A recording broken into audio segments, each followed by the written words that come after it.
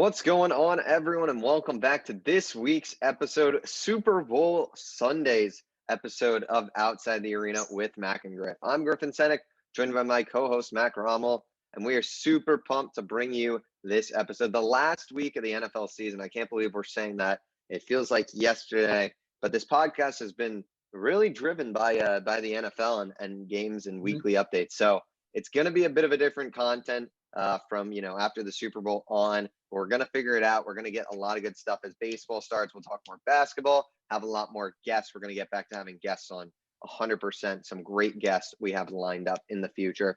So we're super excited. But today, obviously, it's the Super Bowl. But we are going to start with a little baseball because yesterday there was some breaking news in the MLB world. Trevor Bauer is going to sign with the Los Angeles Dodgers. 3 years, $102 million. The first year of the deal is for $40 million. The second is for $45 million. With opt-outs after each year. And then the third is like 17. I don't know if he'll be there still, but wow, it was down to apparently the Dodgers and the Mets. He was trolling all day on social media, but I'll get into that in my little rant. But Mac, what do you think of this move? Obviously, it's a huge, huge move. Obviously, the defending champs look to be the clear favorites to repeat again. So what are your thoughts on the balance of power in the MLB and just on the move in general? I think this is a great move by the Dodgers, and I'm actually surprised that you're saying that kind of calmly about that. You were talking calmly about that move because I remember you were a little bit frustrated when you were talking to me about that. So I'm excited to see what you're going to have to say afterwards. But Bauer coming off of arguably his best season that he's had, and now he's getting signed to a major deal for 3 years. And as you said, $40 million his first year, $45 his second, and these are two MLB highs for both these years. Depending on future free agents, but as of now, it is the highest contract or the highest paid contract in MLB history. The Dodgers is a great signing considering they try to get Bryce Harper and then Garrett Cole. We're unable to get them the past 2 years. This year, they come out, take a swing, and get Trevor Bauer, adding talent onto an already greatly and highly talented roster. This is a great move for the Dodgers, and I know for you as a Mets fan, you're not happy. Yeah, yesterday was not a good day. A lot of reasons. I mean, Marcell Ozuna also went back to the Braves on a 4-year deal, so I wasn't too happy about that either. But the whole Bauer thing was just frustrating. I mean, you hear, Bob Nightingale, that guy's an absolute clown, an idiot. If he says something, it's the opposite is happening. That guy should not be. He should be on, honestly, on the streets. He shouldn't have a job. He says a deal's done with the Mets. It seems like the Mets, it's escalating to the Mets, and then in the afternoon, you see stuff on his store, on his link tree, it starts saying like LFGM, then it takes you to a signed Mets hat on his website. And then if you sign up for that, an email where it's like, I'm excited to pitch in New York, Mets merchandise there. And it's just like the troll job that this man just did was incredible. And it's just honestly made me hate him. What a douchebag. Look, I'm not going to sit here and now change my tune and say, oh, he has a career 4 ERA. He's not that good. He was a good fit for what we needed. We needed that strong number 2, and I think he would have been that. Obviously, the money I would have said all along would be outrageous and something that I probably would not want to pay. So in the long term, yes, I think it's going to allow them to focus more on guys like extending Conforto, extending Lindor. They got to get those deals done. But it is hurtful to hear, we've lost now out on George Springer, on Trevor Bauer. I mean, these are key guys that we're not able to get. It shows you money, you can have all the money that you want, but you can't necessarily buy everyone. Not everyone wants to come play for you. But in terms of the power of the MLB, I mean, you hear the Padres trying to conquer the Dodgers, and that division is going to be really interesting. But I think the Dodgers are just the best team in baseball now. You look at that rotation, Walker Buehler, Clayton Kershaw, and now Trevor Bauer, and you got Julio Urias, David Price in there. I mean, it's a ridiculous rotation. The lineup's basically the same. They've got Mookie Betts, Cody Bellinger, Corey Seager. Those guys are all superstars. They're going to run into money issues. That's clear. They've got a lot of guys with a lot of high salaries on that team right now. So we'll see what happens. I mean, maybe they won't be able to re-sign Corey Seager next offseason. We'll see. But, big move for them. They're going to be obviously top team in the NL. I'm looking around in the NL right now. You got, them. The Braves are and the Padres are up there. Cardinals just traded for Arenado. We haven't really touched on that, I don't believe, so we'll briefly talk about that after. Cardinals acquire Nolan Arenado. That's a huge move. Mets are, in it. I still think they need a little more pitching, maybe another bat or so. But, we'll see what happens. NL is interesting. Um, Frustrating day as a Mets fan. I'll say that though. I mean, it definitely was not ideal, and the way it went about, I was not too happy about the way in general that it was dealt with. So that's my take on that. But just thinking of that Nolan Arenado is a Cardinals superstar. You hear these weird things from the Rockies coming out, like saying that we're sorry, it's all my fault. Like it's like from the owner. It's just weird what's going on there. The franchise seems to just be in shambles there. So I don't know how much you know about it, Mac. Obviously, I know you're not a huge baseball guy, but I don't know if you have any thoughts on Nolan Arenado going to the Cardinals and just in general about how that team looks now in the poverty NL Central. That division spent no money. Yep. Once again, I feel bad for doing this, but yeah, if I'm being honest, I think you got to take the lead on this one. See, I got to do my research first, and then I could come on here. Yeah. But don't worry, I totally forgot. I'm gonna be set. I totally forgot that we hadn't talked about that yet, so that's my bad for not mentioning it before. But yeah, Nolan Arenado going to the Cardinals. They're the top team in that division now. They've already got Paul Goldschmidt, really underrated guy, and Paul DeYoung in that lineup. I feel like I'm definitely missing someone, but Arenado's huge. He's gonna be in the middle of that lineup for sure. They do lose Colton Wong at second base, which is a decent addition to the Brewers. But looking at that division, I mean, the Reds now are not very good. They lost Bauer. They might trade Suarez and Gray. I would love a package of those two guys to the Mets. That fits our two big needs right there. The Pirates suck. They're going to be the worst team in baseball. Cubs are trying to trade guys. Bryant maybe might end up with the Mets, but you see them trading Darvish. They did sign Jock Peterson, but he's all right at this point in his career. Baez is a disaster now, so the Cubs are fading. The Brewers are, they have decent pitching, pretty good bullpen. I mean, they got Hader and Devin Williams out there, but the lineup is still kind of a question mark. It just seems like they're just a middle average team. And then you got the Cardinals now, who seem to be the team that to beat in that division. They got good pitching. They got Jack Flaherty, Miles Mikolas heading that rotation. So it should be interesting to see. They've got some good relievers out there too. With I believe Alex Reyes will be returning this year. He throws a hard fastball to hit. Or no, I think it's Jordan Hicks or something like that. Yeah. They got a bunch of hard throwers out there is the point. So, NL Central is, poverty division. They're not spending much money, but good move by the Cardinals. They went out and got their a superstar for basically nothing. Kind of reminded me of the Giancarlo Stanton trade between the Marlins and the Yankees. Just, an outrageous contract that, these small market teams just can't seem to afford anymore. So sucks to see for the Rockies, but I don't believe we have any Rockies fans who are watching this, or Cardinals fans maybe even. So who knows? But that will cover it for the main headlines in baseball. We will spring training starting in 2 weeks, so we are definitely going to start covering that. Maybe even have definitely some guys in baseball on, if not broadcasters, but also players. We want to get a lot of players on. We're going to do our best to start talking and reaching out to guys. We've been a little lazy during the NFL season. We've loved what we've been doing, but now that the NFL season coming to an end, expect a lot more guests. Stuff on the second channel for sure. We'll keep up with that. OTA clips. Not too much news this week, so we haven't been busy there. But when the NFL offseason kicks off, you will see a lot of the news there. But that will, I guess, take us to the Super Bowl, the big game. I'll share my screen just so we have a visual up. Chiefs Bucks. We're finally here. It's Super Bowl Sunday when you're watching this. We'll give our predictions in a moment, Mac, but what are your keys to the game for both teams here? What does each team have to do to win? And what are you expecting to see happen in Sunday's game? Yeah, this is going to be a great game, and it's going to be high scoring. But I know everyone, they're kind of locked onto the Chiefs, and I know I've been locked onto the Chiefs, and we're still probably going to both pick them or lean towards them for most of this. But the Chiefs, a lot of COVID problems the past few weeks and a lot of offensive line problems. You're seeing Eric Fisher, he's out. You're seeing Willie Gay on the rookie linebacker, he's out. DeMarcus Robinson was just activated off of COVID reserve. So I think the Chiefs offensive line right now may be in shambles, and the Tampa Bay Buccaneers are going to need to take advantage of that. You have players like Shaq Barrett. Now you have Vita Vea, the run stopper. He could also get pressure on Patrick Mahomes. You just got to make Patrick Mahomes uncomfortable in the pocket. But when that being said, he's great at making plays outside the pocket, and this can be the key for both teams. You got to get pressure on the quarterback. Patrick Mahomes needs to be pressured, and that has to get forced to go outside the pocket. And same thing for Tom Brady. He can't be. You have to force him to take these long throws. You have to force him to go against your rookie, L'Jarius Sneed, and throw it deep on Tyrann Mathieu. Pressure is key for both teams in this game, and I think whoever can get the more pressure on the other team is going to be the team that wins this. And yeah, that's really my main key to the game for now.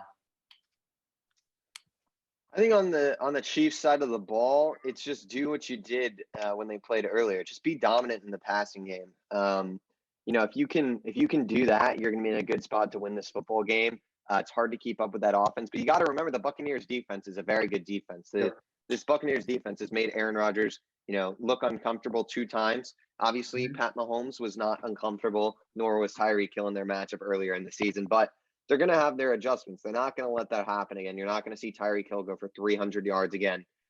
Todd Bowles is running a good defense. That's not going to happen. But in terms of what the Buccaneers have to do to win this game, I think you might have touched on it. I honestly zoned out for a quick second. I'm not going to lie. But just running the football could be the difference maker here. Ronald Jones and Leonard Fournette, you got a great back duo there. If you can start pounding the run, chewing clock, and that's the key. Keep the ball out of Patrick Mahomes' hands, and you got to win the turnover battle. That's another key here. You cannot, if you turn over the ball more than the Chiefs here, you're probably not going to win this football game. The Chiefs are not going to be like the Packers and miss out on taking those opportunities. They are going to come back. If you punt them the ball, they're going to score. They can do it on a punt return with the guys like Brian Pringle, McCole Hardman. They can do it anywhere. I mean, hopefully McCole Hardman doesn't muff the punt again, but the Chiefs can attack, and you got to win the turnover battle. You got to be able to run. You got to control the trenches. That's another thing. Put pressure on Mahomes, make him uncomfortable, but also give Tom Brady his time. Don't let guys like Chris Jones, Frank Clark get to the quarterback, and don't let those Steve Spagnuolo schemes get to you. So we'll see what happens. And also, on the Chiefs side, you're going to see some trickery in there somewhere. They're always going to do something in the big game. They're going to come out. Last year, they did that little thing where they spun around, did the little move. They're going to come out with something. We already know that. So just be ready. Don't get alarmed. And just play your defense. Play the best you can. You've been playing good defense if you're Tampa Bay. Stick to it. Keep blitzing with the linebackers. Keep putting pressure on the quarterback. But just make sure you got to guard Travis Kelce and Tyreek Hill. Those are the 2 keys right there. But those are just some of the keys right there for both teams. Yep, I think you hit that the nail on the head with that one. You went to the run game. I just briefly mentioned the pass rush, and I think the Buccaneers, as you said, they will need to control the run game and control the clock. Because with Patrick Mahomes, he's kind of the new version of Tom Brady. He's the kid going against the GOAT, and he's trying to make a name for himself and become the future GOAT. So you can never count out Patrick Mahomes passing the ball. So you're going to have to run the ball and control the clock. And the Kansas City Chiefs defense, that's kind of been an area where they struggled. You have to exploit some of these areas on their defense. They really don't have many star players outside their big 3, Frank Clark, Chris Jones, Tyrann Mathieu. It's all just kind of a scheme thing. And now, this is kind of sad news, but Britt Reed, the coach, he will not be coaching this game. I don't know if many of you guys have heard it, but he got in a car accident, so he will not be making the trip down to Tampa Bay. But maybe you could exploit there. You're going to be dealing with a new coach there. And I think little things like that is what Tom Brady and Bruce Arians are going to have to take advantage of to win this game. So this game is going to have to be controlled and won in the trenches. And sadly for the Kansas City Chiefs, offensive line and COVID and their injuries, they're going to be struggling there this week. And defensively, that's going to be an area where they struggle against the run. Yeah. That loss of Eric Fisher is going to be strong this week. Let's just say, you're going to have guys like Jason Pierre-Paul on that right side. And he's not someone to mess around with. Luckily, Shaq Barrett's not on that side. That would be ugly. But before we give our predictions for the game, I think we're going to go to do this, which is it was glitching for a second there. This NFL pick'em party. Now, Mac brought my attention to this. I don't know if I can move the screen or the thing there, but basically what we're going to do here is we're going to be playing now, and we're going to be picking. We will do G money for fun. Upstarting news. We'll go to some weird numbers. We already do that. All right. So basically, I think it's, Mac, do you want to describe this? Because you know this better than me. Yep. I've been doing this for a few weeks now. And basically, they're the 15 questions, as you guys see there. You choose one of the options. There are 2 options, whatever you think will happen. But more importantly, in order to win this, You have to go and arrange your confidence. It goes from 15 points to 1 point. Obviously, you want your highest confident picks to be at the 15 and your lowest confidence picks to be at the 1. And based on how many you get right, you'll get multipliers and things like that. So it's very, very important to get your most confident picks correct so you get some of those larger multipliers. So that's where the real trouble and the real thinking is going to come for this. Yeah. So we'll go through. We'll talk it out. Have you already done this for the Super Bowl already, or have you not done yours yet? I believe I looked at it. Maybe I've put in some random things just to make sure, but I don't think I really paid attention to it yet. All right, so we'll go through. We'll see what we're thinking. First question: will the jersey number of the player to score the first touchdown be more or less than 14.5? All right, so we got to think who's. So Mike Evans is lower. Godwin. Tyreek Hill is lower. Yep. Byron Pringle is lower. Robinson. Yep, Robinson. Demarcus Robinson's lower. Brady's lower, obviously. Sammy Watkins. What's Sammy Watkins' number? I think he's 14. 14. Jeez. So we need, but guys who could score: Gronk, Cameron Brate, Chris Godwin, right? Wait, what number is Chris Godwin? 14? Yeah, he's 14. Shoot. Oh, God. So we got Gronk, Cameron Brate, AB, Travis Kelce, all the running backs. Okay. And McCole Hardman. It's tough. I'm thinking I feel Travis Kelce, he'll be one guy that want to get hot out the gate, but I just feel trickery, as you said earlier on. That's going to be a key, and you're going to have to use guys like Demarcus Robinson and Tyreek Hill. So this is a tough one. I'm not confident up for the bank. Jeez.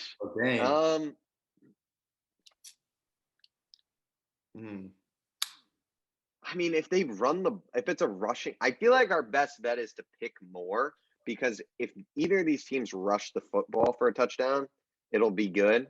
Mm-hmm. And then if they throw to a tight end, which there's good odds, or AB or McCole Hardman, I feel like there's more odds if we go more. So I'm feeling more. I don't know what you're feeling, but I'm ready to put in more. Yep. I think we should go more. And especially, too, he may not have had the best season, but, Super Bowl is where he comes alive. Yeah, exactly. All right. Which team will score last in the game? Well, this is tough if we're gonna pick who's gonna. All right, so default, we're gonna actually pick our Super Bowl just because I feel like we're gonna end up giving it away. So, Mac, we're gonna go back to the predictions. Who do you got for this game, and why do you have them winning? Right now, you can't bet against the Chiefs. Look at the record, 16-2. I mean, the past 2 years, they've been practically unstoppable, and I want to go with a more consistent overall team rather than a team who's just done it this year. Although you do have Tom Brady there, of course, you never count him out. But as I said, getting pressure is going to be key. I think the Buccaneers are going to be able to get that natural pressure, but the Kansas City Chiefs are going to be able to get pressure from doing things like blitzing a safety, blitzing linebackers, and that's going to be a real key. And that's going back to the point you said about trickery, but this is on the defense, stunts, blitzes. That's the key. I think that the Chiefs will win with pass rush, will have better pass rush than Tampa Bay Buccaneers. And overall, I think that secondary, the Kansas City Chiefs, may be able to stop the receivers for the Buccaneers better than the Buccaneers will be able to stop the receivers for the Chiefs. And then tight ends. I mean, right now, it's obviously Kelce is the better tight end, but Gronk always comes up big when needed. I mean, 2 years ago when he was playing the Super Bowl against the Rams, he wasn't doing anything. When the time came for him to do something, that's exactly what he did. He came alive. He did something, so you can never count him out. And offensively, as I said, and as you said, the Buccaneers. I don't know what happened there, but all right. But okay, back to this now. Buccaneers, they're gonna have to control the clock, and I think if they do that, and I think they have a very good shot at doing that, considering the state of the Chiefs' offensive line and defensive line. They'll be able to control the clock and even have a chance to win this game with Brady and running the ball. You can never count them out. So Chiefs overall, I think, are a better team right now, and I think they have more of the trickery, weapons, and speed to do it. Tampa Bay Buccaneers haven't seen anything like this all season except for that game against the Kansas City Chiefs, and we all know how that turned out. Tyreek Hill, 300 receiving yards, but the Buccaneers, they did come back, but you're not going to be able to stop Kansas City Chiefs for all 4 quarters. I'm gonna go Chiefs too. Like you said, it's hard to pick against them. Mahomes has lost one game this year. Um, I think their defense is gonna get it done. Their defense always seems to get it done. Um, and their offense is just spectacular. And this game the Buccaneers by no means should be counted out because they have A, Tom Brady, the GOAT, on their Yeah. team, and B, a great defense that has been forcing a lot of turnovers in the playoffs. So if they can force a ton of turnovers, this is gonna be their game, and they could honestly win by a fair margin. But they got to do a lot to win for me towards where the Chiefs. I just feel like they have to play a good game. Where the Buccaneers, they've got to control the run, they've got to win in the trenches, they've got to control the turnover battle. So I feel like there's too many obstacles here for the Bucs. So I feel more confident about the Chiefs. Obviously, any team in the Super Bowl is going to be able to win, but the Chiefs have been dominant all year. Sometimes you just don't even feel like they're trying. But we saw 2 weeks ago against the Bills, they beat them by like 21, and people were saying the Bills had a legit shot to beat the Chiefs. I mean, you just see that no team is really on this team's level, and the Bucs and this team already played. So it was in Tampa Bay too. So similar setting, similar game, but you can't count out Tom Brady, which is why it's by no means yawning there, but it's by no means a lock. I think it'll be a Chiefs win by 7 or 10 would be my prediction. Yep, great All points right. there. And quickly going back, I didn't even mention the Yeah. turnover. Buccaneers last week, they had 3 turnovers with Tom Brady, 3 interceptions, and they still played great. They still came out, put up over 30 points against the Packers. I mean, they haven't had the greatest defense, especially run the ball, but pass the ball, they are no joke. They got the turnovers, and Tom Brady, he still did his thing and found a way to win it. So, great point you made there by saying you can never count out Tom Brady. Yep, exactly. But there is a difference. I don't think those 3 picks are going to fly against the Chiefs this week. But back to the pick'em party. So those are our picks right there for the Super Bowl. So that will do it for that. But who will score last in the game? I want to say the Bucs will. Yeah. I feel like if they're down, they'll end up scoring last. But that's what I would say here. That's exactly what I was thinking too. I think Chiefs, they may have to lead the majority of the game. And Buccaneers, I think they're going to be trying to come back and they'll get a late score. Yes, we'll go Bucs there. Will Kansas City win by more than 4.5 points? I will say, yeah, I would say yes. Yeah, I'd probably I don't agree. think they win on a field goal here. Yep. But this is also saying if the Buccaneers won, then that one then you would lose too. I mean, we both picked the Chiefs. I mean, we kind of got to take that one, I feel like. Will Pat Mahomes be named the Super Bowl MVP?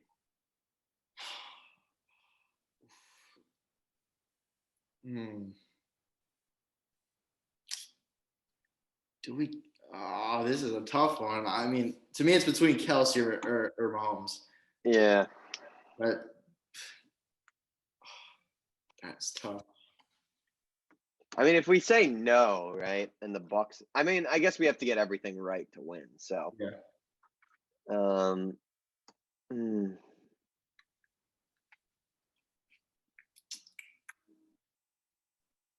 mean, if the Chiefs win, it means Mahomes played great. Yeah. So I feel like they would. I mean, if they gave it to him last year, I feel like he'd probably end up getting it. Yeah. Unless someone makes some crazy play like a Malcolm Butler type thing. But even then, I think Brady won the Super Bowl MVP. So yeah. Yep. I think I'd say yes. I think. Will Tyreek Hill have the longest offensive play from scrimmage in the game? I mean, it's him or Hardman. I don't think so. I think it'll be one of the other guys, or on the Bucs side too. Mm-hmm. I think this is a trap. Yeah, I feel like this is. I would lean no here. I don't know about you, but I feel like there's a lot of other speedy guys. I feel like we could see like a Byron Pringle, like 80-yard touchdown or something weird, or AB or something. I mean, I don't know, but yeah. What do you think? Yeah, I think we should. I mean, we keep mentioning the trickery. They're not going to keep on using Tyreek Hill if they want a big play to come about. Yeah, I think Byron Pringle, Nicole Hardman, some of those other guys are definitely getting opportunities. So I'd say we go no. Well, the first play from scrimmage gained less than 500. This is crazy. This one's always the hard one. I always get this one wrong, no matter which. All right, so first play of the game. If it's okay, so I mean, if it's Buccaneers against, Buccaneers would run the ball, I think they personally. have a chance to get 4.5 with the defense of the Chiefs. I would feel confident if the Buccaneers had the ball first, get 4.5. For the Chiefs, though, if they run the ball, I don't see a shot. I feel like I want to lean less. I don't know.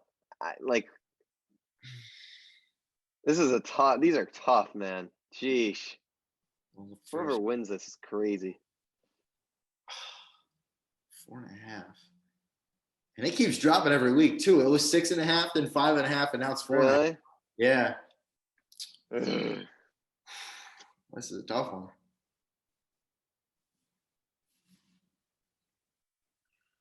I mean, the Chiefs did fail me the other week. They did fail me.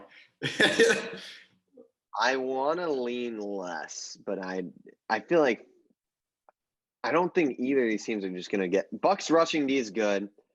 Chiefs, I feel like they could maybe stop him for 3 yards, or there's an incompletion. I feel like the Bucks would likely probably get an incompletion first play. Chiefs passing would be probably the killer, but I don't know.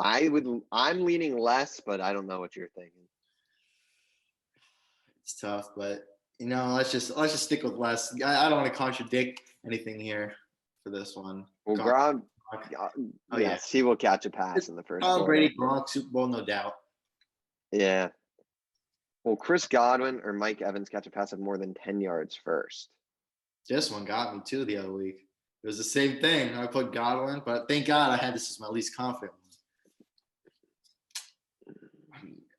Evans versus Snead. Godwin versus Breeland. I feel like they'll try and hit a deep ball first. I kind of want to go Evans, but I don't know. I had Evans maybe a safer pick too. Yeah.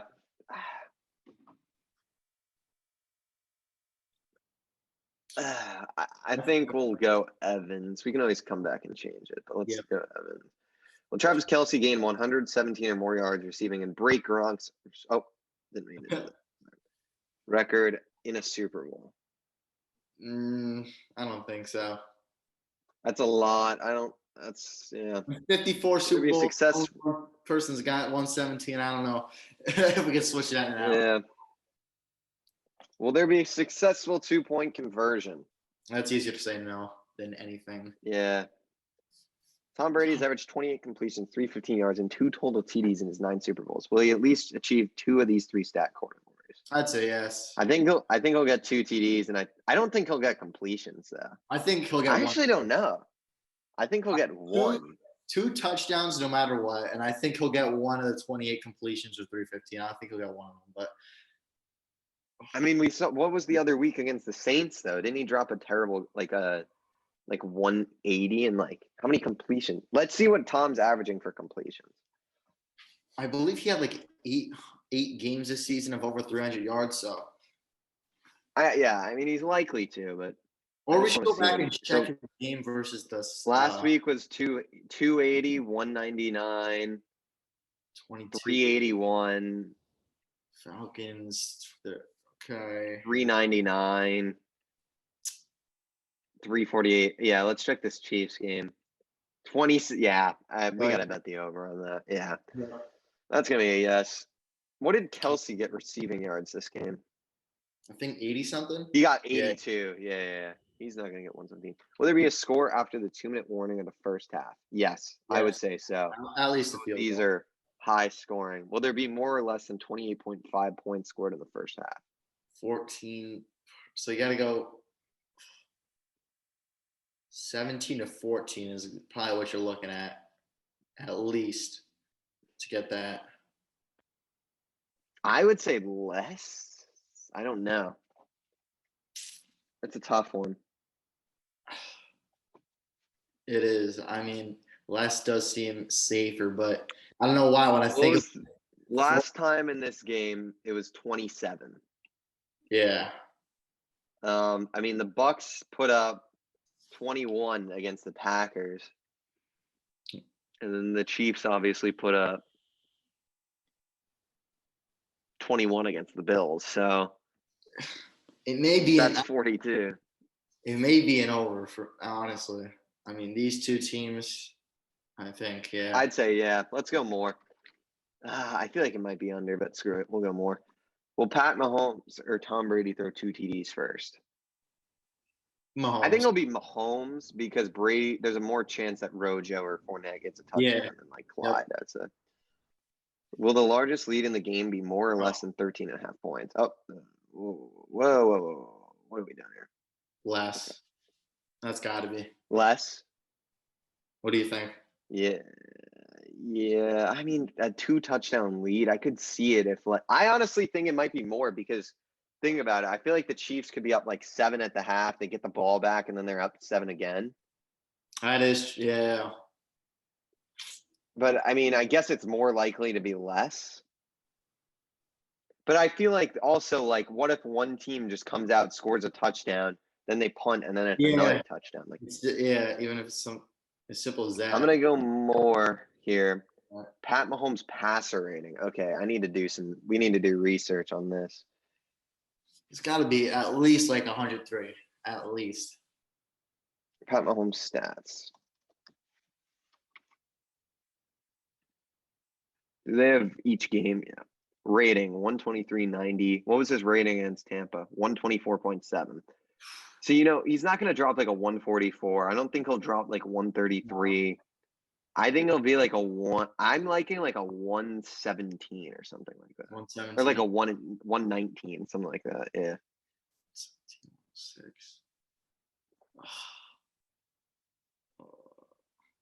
I don't know why I'm thinking. It may even be closer to 110. I'm thinking. Yeah. You want to go like 114? Yeah, let's do that. All right. 114. Oh, wait. This is weird. Wait, what the? Is there like 0.3? Yeah, we should probably put like a point. Like, we'll put 5? Yeah, how about that? Yeah, that looks good. All right, so we submit the tiebreaker. Oh, our picks just go in? Yeah. Don't we have to edit them? Yeah, you could. Should we go back? Oh no, you could do it after. I should say that. My bad. Okay. Customize. Okay, right? Yep. Okay. Well, now this is what where do we want? Yeah. All right. This is interesting.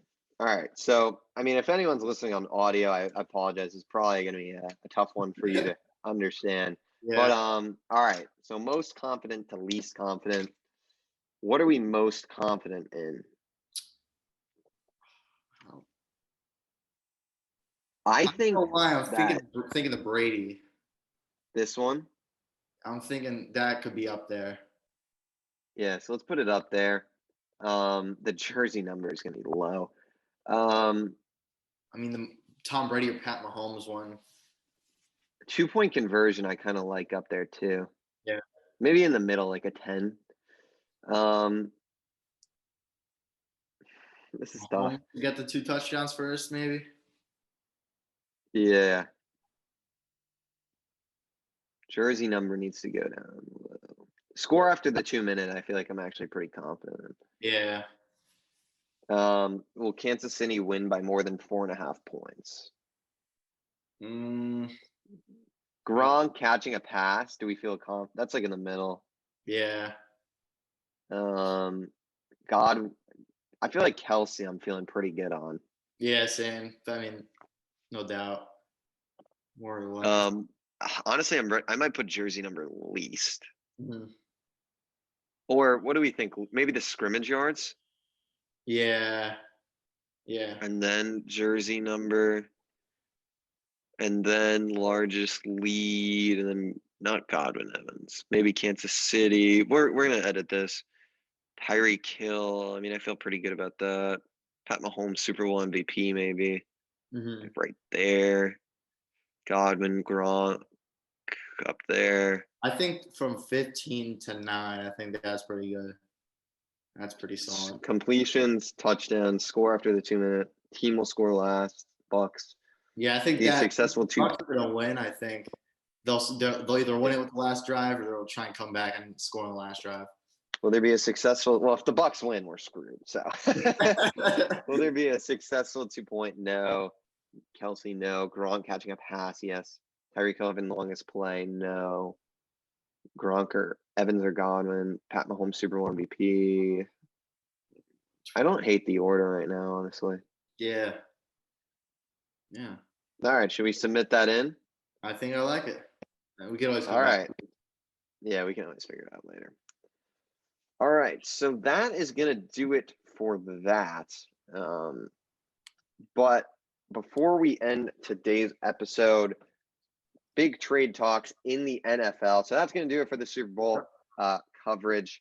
So if that's what you came for, thanks for watching. But we're going to talk some Carson Wentz, and there might be some other guys. I don't know if you have any guys, but I couldn't think of any while thinking about it. But Carson Wentz, it really looks like he's going to be traded in in the next week or so, is what all the reporters are saying. It seems like the Colts are probably the team that is going to end up getting him. It seems like the most ideal spot, but I don't know if you have any thoughts on some potential other options that you could see working for Carson Wentz or that you like for Carson Wentz, or if you think the Colts are just the perfect fit in the team that should really make a move on him. So what are you thinking on in terms of this?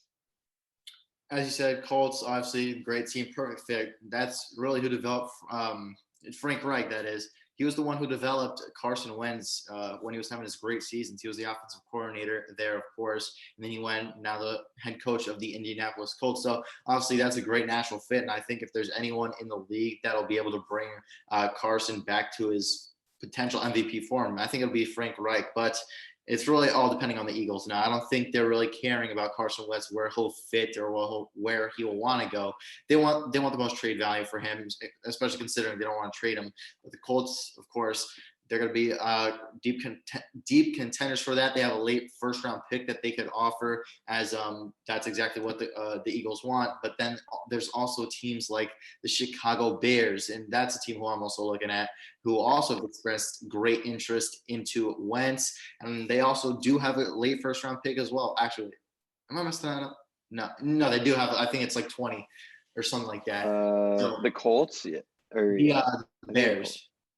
Oh, the Bears. I think they have Probably. I think they might not have their pick. I feel like in Madden they don't have their pick. Let me look it up real quick. All right, but either way, I think. Yeah. Either way, I got it. You can keep talking. Yeah. All right. Yeah. So I think the Bears they would have the higher pick.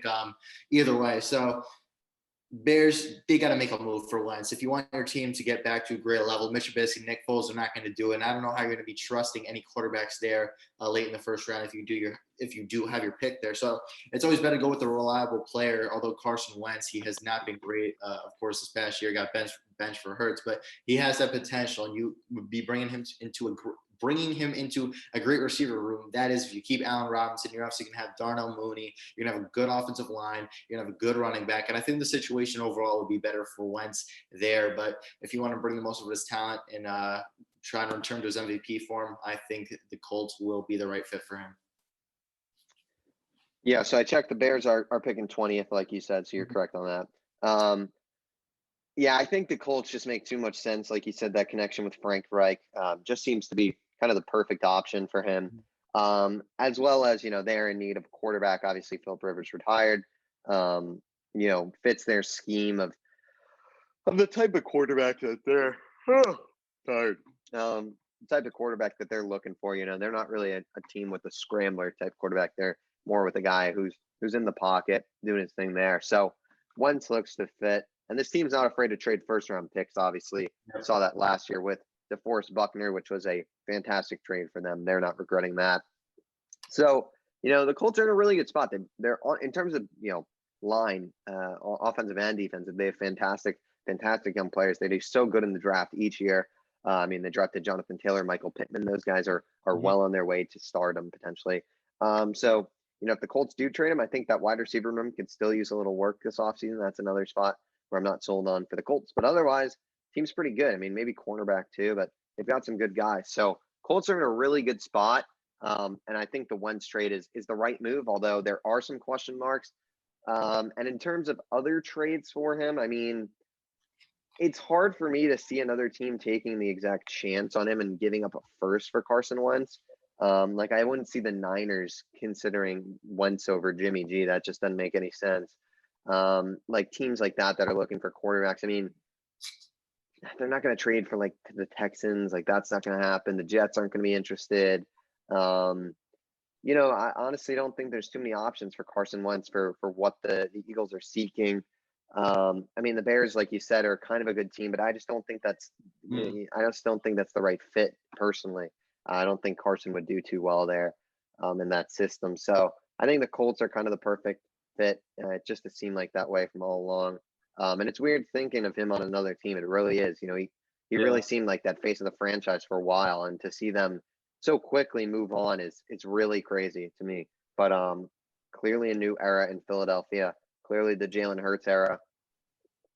They must have liked the sample size they saw. It wasn't too much, but I guess they're willing to risk it all, which is bold. But the dead salary cap will also hurt them. So we'll see what happens here. Obviously, I'm kind of just rambling at this point, but Yeah. Carson Wentz, you know, it's looking like he's going to be a Colt, but we'll see what happens. You never know. It's the NFL. This industry is this league is wild. So that's what I got on that. I don't know if there's any other guys you want to talk about in terms of trading that are on the market. I mean, we touched on Watson last week, so I don't know if we have to go into him. But any other guys you're thinking of right now? Guys, that I'm thinking of. I mean, it doesn't seem like there are too many. I mean, a lot of quarterbacks will be on the move, of course, but it doesn't seem like Yeah. it'll be through trade right now, and that'll be something we'll get to definitely as free agency starts to kick in. I mean, Dak Prescott was a guy I was looking at for a trade, of course, but that would potentially would have been with the Lions as they were kicking the tires with Matt Stafford, but of course that is now. You were really worried about those tires when they were kicking them. I was like, if they trade Dak, I may be done. I may just be done. But yeah, and then going back to that Carson Wentz trade real quick too. Also, before the season, really his main knock and kind of only knock to all the Wentz lovers was his injuries. You're going, and if he does end up on the Colts, not only are you going to a great team with a coach who knows everything about you and fits and you fit in their system perfectly, you're going to a team with, as you said, a great offensive line, and obviously will protect them from injury. So if I'm Carson Wentz, not only am I only looking at a team that'll help me get to where I want to be as a player, but the Colts will be a perfect fit to help him get to where he wants to be health wise. Yeah, I like that point you bring up there because it reminded me, if you look at his time when the Eagles O line was at their peak with Jason Kelce, Brandon Brooks, Lane Johnson, Jason Peters, all those guys healthy and playing good, he was great. I mean, he seems to be one of those guys that does need some time in the pocket, like a Baker Mayfield per se. But the Colts are going to give him that chance, and this year he didn't have that, and we saw him struggle. So, that's another reason that I don't think teams with bad offensive lines are going to be looking at this guy and are going to be thinking that this guy could change their franchise, because I just don't see that. So we'll see what happens there. But a really good point that you brought up there. Yep. And with that, I mean, is that all you got? Yeah, that's all I got. All right. Well, with that, I guess we'll wrap things up here on Outside the Arena. As always, we thank you all for watching. Make sure to follow our social medias. Our Instagrams are mac.rommel. Griffin's Instagram is Griffin Senek. And our podcast Instagram is Outside the Arena Podcast. Make sure to go follow us there. Hit us up there. Anything you guys want to know, reach out to us. Feel free. Do anything. Make sure you like, comment, subscribe, and also go over to OTA Clips with NFL free agency and really MLB free agency still kind of in play a little bit. We're going to be posting a lot over there, shorter clips, more things that won't be as time consuming for you guys. So quick little videos over there just to enjoy your time, more kind of a breaking news style. So make sure to go subscribe and like our videos over there. We hope you stay safe and enjoy your Super Bowl Sunday.